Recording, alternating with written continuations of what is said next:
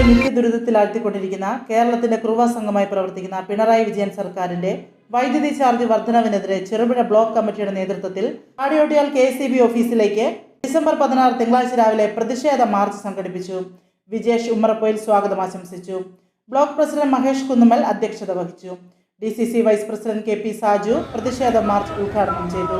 മണ്ഡലം president TP Chandran, advocate Jiji, DCC നിർവാഹക സമിതി അംഗം ആലയിൽ ബാലകൃഷ്ണൻ, KKV സുധീർ ബാബു, കുഞ്ഞമ്പു നായർ, സലീം തേക്കാട്ടിൽ, ഉഷ മുരളി, കോമളവല്ലി എന്നിവർ പ്രസംഗിച്ചു.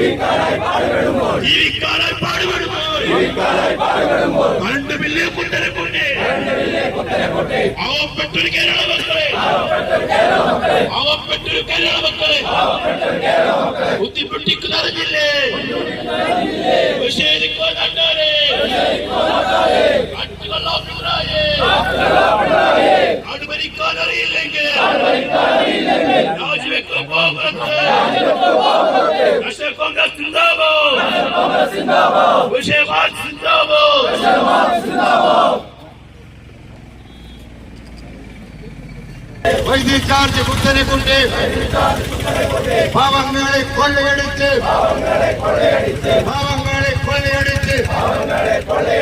നാടുഭരിക്കും പിണറായി നിങ്ങൾക്കെതിരെ ഉയരുന്നു കേരള നാടിൻ പ്രതിഷേധം. കട്ടുമുടിച്ചും ദൂർത്തുമടിച്ച് കേരളമാകെ കൊള്ളയടിച്ചു.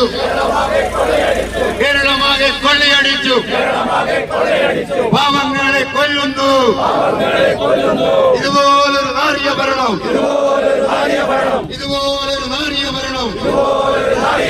കേരളം ഇതുവരെ കണ്ടിട്ടില്ല. പ്രതിഷേധ മാർച്ച് സിന്ദാബാദ്. KSEB ഓഫീസ് മാർച്ച് സിന്ദാബാദ്. നാഷണൽ കോൺഗ്രസ് സിന്ദാബാദ്.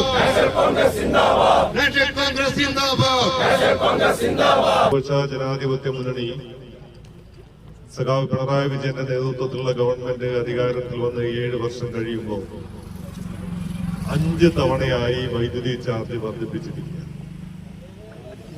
എന്തിനാണ് വൈദ്യുതി ചാർജ് വർദ്ധിപ്പിക്കുന്നത് എന്നുള്ളത് കേരളത്തിലെ ജനങ്ങളുടെ പൊതുസമൂഹത്തെ ബോധ്യപ്പെടുത്താൻ പിണറായി വിജയനും കൂട്ടാളികൾക്കും സാധിച്ചിട്ടില്ല എന്നുള്ളത് നമുക്കെല്ലാവർക്കും അറിയാവുന്ന ഒരു വസ്തുതയാണ്.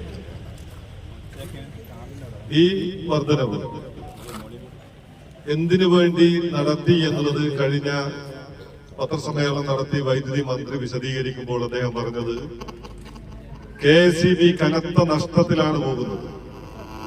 കനത്ത നഷ്ടത്തിൽ പോകുന്ന KSEBയെ കരകയറ്റാൻ വേണ്ടിയാണ് ഈ വർധനവ് വരുത്തിയിരിക്കുന്നത്. എല്ലാവർക്കും അറിയാവുന്നതുപോലെ ഇടതുപക്ഷ ജനാധിപത്യ മുന്നണി അധികാരത്തിൽ വരുമ്പോ ഉമ്മൻചാണ്ടിയുടെ നേതൃത്വത്തിലുള്ള ഗവൺമെന്റ് ഇവിടെ നിന്നും ഇറങ്ങിപ്പോകുമ്പോ KSEBയുടെ ബാധ്യത എന്ന് പറയുന്നത് 1085 കോടി രൂപയായി. ഉമ്മൻചാണ്ടി സർക്കാർ ഭരണം ഏറ്റെടുക്കുമ്പോ 4600 കോടി രൂപ കടബാധ്യതയുണ്ടായിരുന്ന KSEBയെ അതിന്റെ തനത് വർഷം ലാഭത്തിലാക്കിക്കൊണ്ടാണ് ഉമ്മൻചാണ്ടി ഗവൺമെന്റ് ഇറങ്ങിപ്പോയത്. ലാഭത്തിലാക്കുകയും പൊതുകടം 1082 കോടിയിൽ എത്തി നിൽക്കുകയും ചെയ്യുന്ന സാഹചര്യം ഉണ്ടാക്കിയിട്ടാണ് പിണറായി വിജയന്റെ നേതൃത്വത്തിലുള്ള ഗവൺമെന്റ് അധികാരത്തിൽ. എന്നാൽ 7 വർഷത്തെ ഇടതുപക്ഷ ജനാധിപത്യ മുന്നണിയുടെ ഭരണം KSEBയുടെ കടമെന്ന് പറയുന്നത് 45,000 കോടിയിൽ എത്തി നിൽക്കുന്നു. 45,000 കോടിയിലെത്താൻ ഈ കടബാധ്യത കൂട്ടാൻ എന്താണ് കേരളത്തിൽ ഇടതുപക്ഷ ജനാധിപത്യ മുന്നണി 7 വർഷക്കാലം ഈ വൈദ്യുത മേഖലയിൽ ഉണ്ടാക്കിയത് എന്ന് പറയാൻ അവർക്ക് സാധിക്കണം. നമുക്കറിയാം, അവസാനമായി ഉമ്മൻചാണ്ടിയുടെ ഗവൺമെന്റ് 25 വർഷക്കാലത്തേക്ക് 3 കമ്പനികളുമായി 4 രൂപ 26 പൈസ യൂണിറ്റ് നിരക്കിൽ വൈദ്യുതി ലഭിക്കാനുള്ള കരാർ നടത്തി.